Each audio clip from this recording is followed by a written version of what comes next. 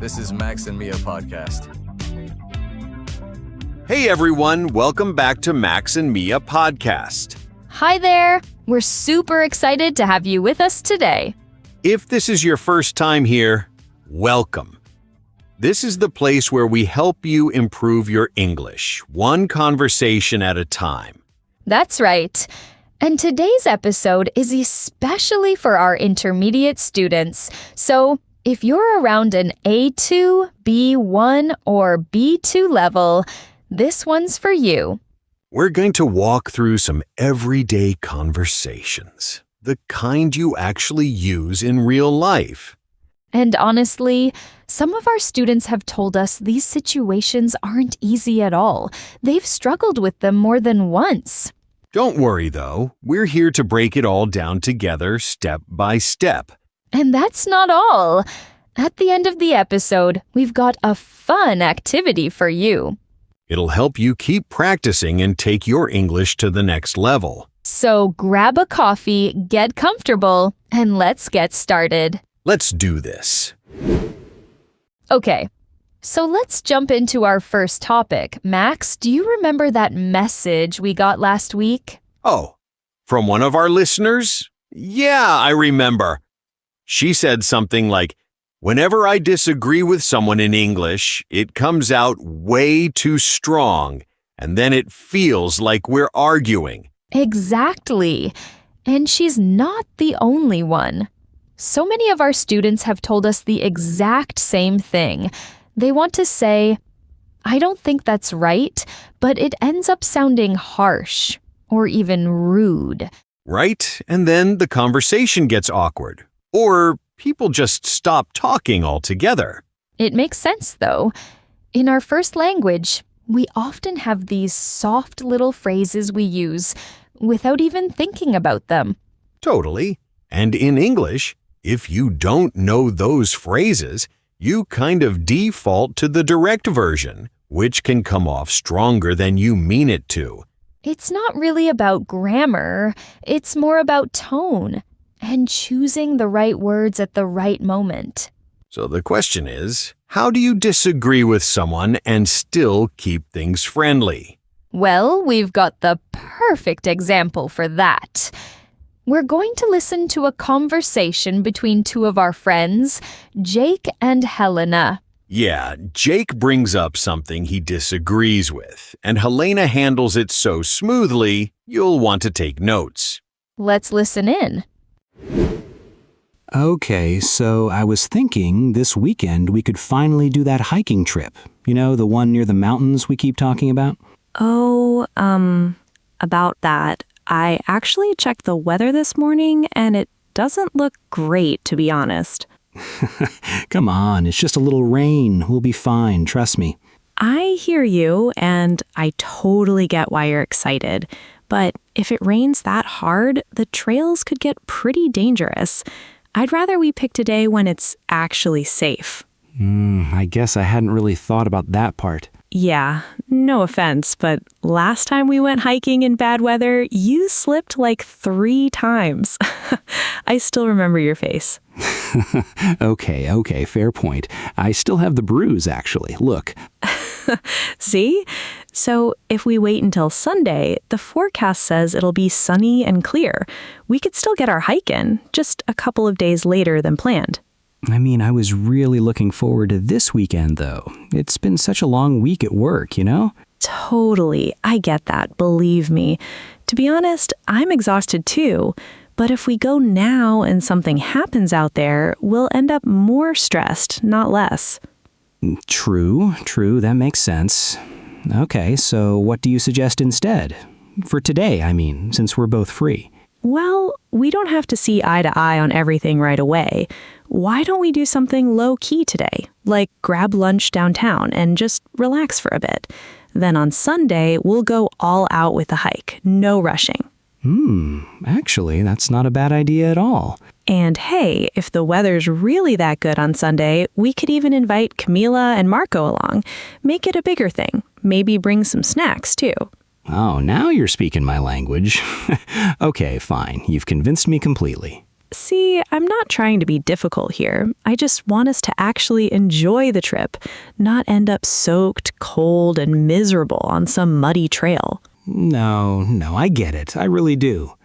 Honestly, thanks for hearing me out instead of just shutting the whole idea down right away.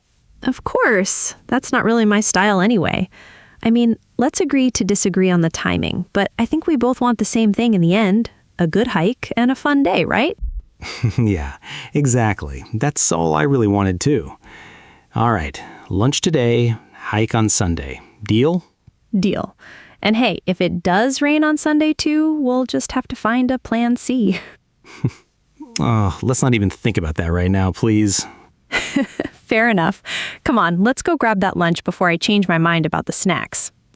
Now that's a deal I can't say no to. By the way, if Sunday actually turns out perfect, we should bring the good camera too. You know, get some proper photos this time. Oh, that reminds me, mine's still broken from the last trip. I dropped it, remember? How could I forget? You were so upset about that. Yeah, don't rub it in. Okay, I'll just use my phone then. If the photos come out blurry, that's on you for laughing at me. Deal. I'll take full responsibility. All right, let's head out. I'm getting hungry just talking about lunch. Same here. Oh, and one more thing. If it's sunny on Sunday, can we maybe start a bit earlier, like sunrise? Ugh, sunrise, Jake? That's so early. Come on. The light's amazing early in the morning. You'll thank me later. Fine. If you make the coffee, I'll get up early. Now, that's a deal I'm definitely taking. All right, let's go eat before we start planning the whole trip right here. Agreed. Let's go. Okay, that was such a good example, right? Totally. Let's break it down a little. Did you catch the grammar they used? Yeah, so throughout the conversation, Helena used the first conditional a lot. Stuff like, if it rains that hard, the trails could get pretty dangerous. Or, if we wait until Sunday, we could still get our hike in. Right. And that's super useful for talking about real possibilities, something that could actually happen depending on a condition. Exactly. And did you notice she also said, I'd rather we picked a day when it's safe? Oh yeah. I'd rather is great for giving your opinion in a softer way instead of just saying, we should or we need to. It sounds way less bossy, right? For sure. Okay, now let's talk about a couple of expressions. My favorite one was fair point. Oh, that's a great one. You use it when someone makes a good argument and you kind of admit they're right, even if you didn't think so at first. Exactly. And the other one I loved was, let's agree to disagree. Yeah, that one's huge for this topic. It basically means, okay, we don't see this the same way, and that's fine. We can still move on. It's such a healthy way to end a disagreement without anyone feeling like they lost. So, thinking back to Camilla's message, and honestly, so many of you who've written to us about this same struggle. The real solution here isn't avoiding disagreement altogether. It's learning how to soften your language. Right. Using phrases like, I see what you mean, but, or, I hear you, and before you share your side. And also picking the right moment. Sometimes it's not about what you say, it's about when you say it. So next time you disagree with someone, try one of these phrases instead of jumping straight into, no, that's wrong. All right, let's move on to our next topic. And this one, honestly, it's personal for us too. Oh yeah, big time. We're talking about dealing with a difficult coworker. It's tough enough dealing with a difficult coworker in your own language, but doing it in English? That's a whole different challenge. Totally. You've got to find the right words, stay professional, and not let your emotions take over, all while thinking in a language that isn't even yours. Exactly. And that pressure can make it even harder to explain yourself clearly. So for this one, we've got another great example. Meryl is going to sit down with someone from HR to talk about some issues she's been having with a coworker. Let's listen in and see how she handles it. Hi, Meryl. Come on in. Have a seat. So, what's going on? You mentioned you wanted to talk about something. Hi, Sam. Thanks for making time. Yeah, I wanted to talk about a situation I've been having with Daniel from the marketing team. Okay, sure. Take your time. Tell me what's been happening. So, lately, it feels like every time I bring an idea to a meeting, he shoots it down before anyone else even gets a chance to react. I see. Can you give me an example? Yeah, actually, last week I suggested we change the way we present the reports, and before I even finished explaining, he jumped in and said it wouldn't work, without really hearing me out. That sounds frustrating. It really is. And it's not just that one time. It happens a lot. Honestly, I feel like I'm walking on eggshells whenever he's in the room. No, that's a tough spot to be in. Have you tried talking to him directly about it? I tried once, but the conversation kind of went nowhere. He said he wasn't trying to be difficult. He just likes being direct. I get that. Some people genuinely don't realize how their tone comes across. Right. And I don't want to make a big deal out of nothing, but it's starting to affect how comfortable I feel sharing ideas at all. No, this is exactly the kind of thing you should bring up. So I appreciate you speaking up about it. Thanks. I just don't want people thinking I'm being too sensitive. Not at all. Feeling respected at work isn't asking too much. It's the bare minimum, honestly. Okay, that actually makes me feel better. Here's what I'm thinking. Let's set up a meeting with the three of us so we can talk it through calmly and find some common ground. That sounds good. I just want us to be on the same page moving forward, that's all. Exactly. And this isn't about pointing fingers. It's about improving how the team works together. I appreciate that, Sam. Honestly, I was a little nervous coming in here. No need to be. I'm glad you came to me instead of letting it build up. Anytime, Meryl. We'll figure this out together. It's just, I really do like working here, you know? I don't want one situation to ruin that for me. And it won't, I promise you.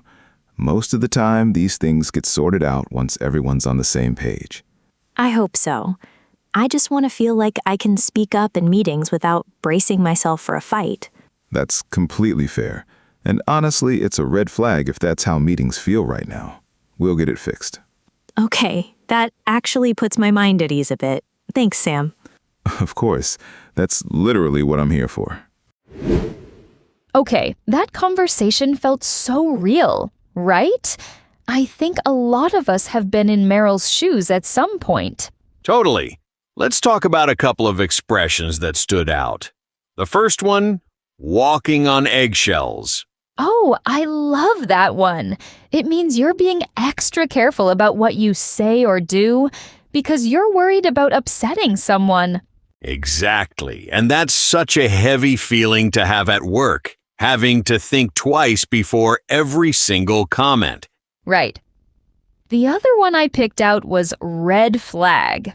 Yeah, Sam used that one when she said it's a red flag if meetings feel that tense. It basically means a warning sign, something that tells you there's a bigger problem underneath. Such a useful expression. You'll hear it all the time, not just at work, but in relationships, friendships, all kinds of situations. So, thinking about the problem we talked about earlier, dealing with a difficult coworker, especially in a language that isn't your first one. The solution here really comes down to two things. First, don't stay quiet about it. Meryl could have just kept bottling everything up, but instead, she spoke up. And second, focus on how you say things, not just what you say. Notice how calm and clear she stayed the whole time, even when she was nervous. Exactly. You don't need perfect grammar to be heard. You just need to be clear, honest, and respectful. So good. All right, now let's move on to the final part of today's episode. Yes. remember at the beginning, we mentioned we had an activity for you? This is the moment.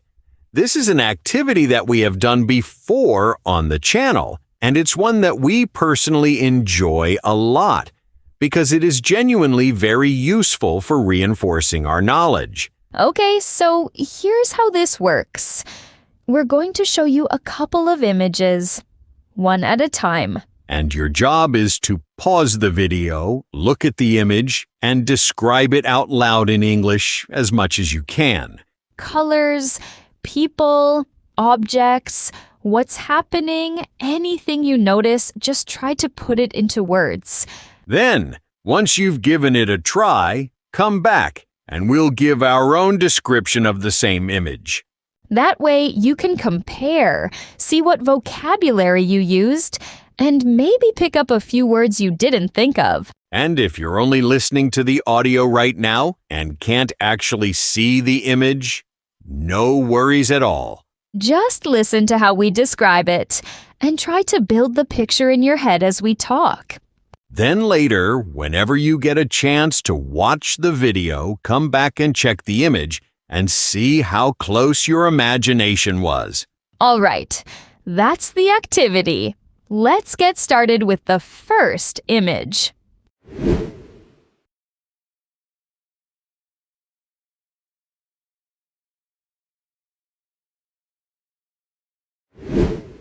Okay, now let's paint the picture. So, it's a bedroom, and it definitely looks lived in. Kinda cozy, kinda messy. Yeah, the bed's a mess, honestly. Sheets everywhere, a dark blue blanket tossed on top, and there's even an open book just left in the middle of it. There's a big window right behind it too, with some trees outside, so it feels pretty bright and natural in there.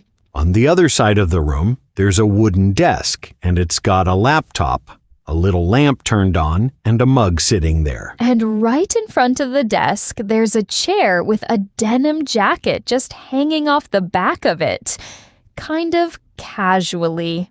Oh, and don't forget the floor.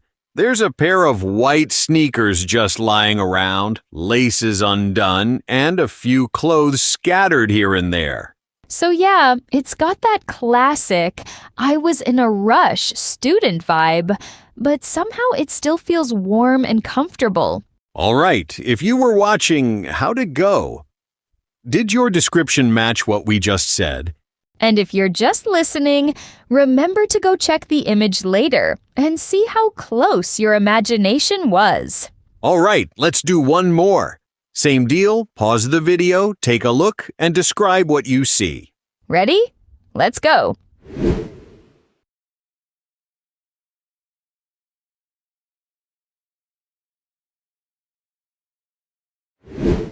So, this one's a busy city street, tons of people, tons going on. Yeah, right away you notice a coffee shop on the left with a big sign that says Coffee House.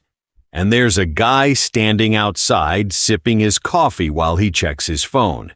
There's people walking everywhere too. Some with backpacks. One guy's just standing there, talking on the phone while everyone moves around him. In the middle, there's a woman pushing a stroller with a little kid inside wearing a yellow jacket. And check this out, there's even a cyclist riding right through, in his own little bike lane, helmet and all. Behind everyone, there's a big city bus. It says M42 Crosstown on the front, plus a bunch of cars and taxis around it. You've also got traffic lights, street signs, one says one way, and there's tall buildings on both sides, some brick, some stone. A few even have fire escapes.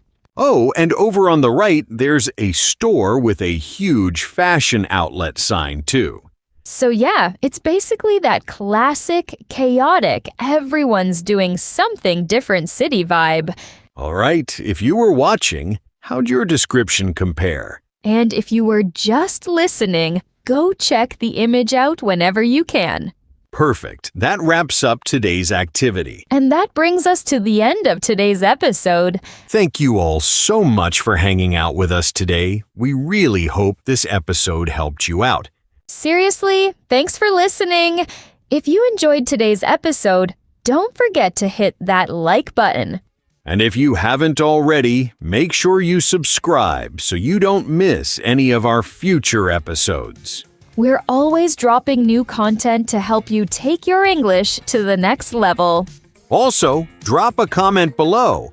Let us know what other topics you'd like us to cover. We'd love to hear from you. All right, that's it for today. Thanks again, everyone. Take care, and we'll see you in the next episode. Bye, everyone.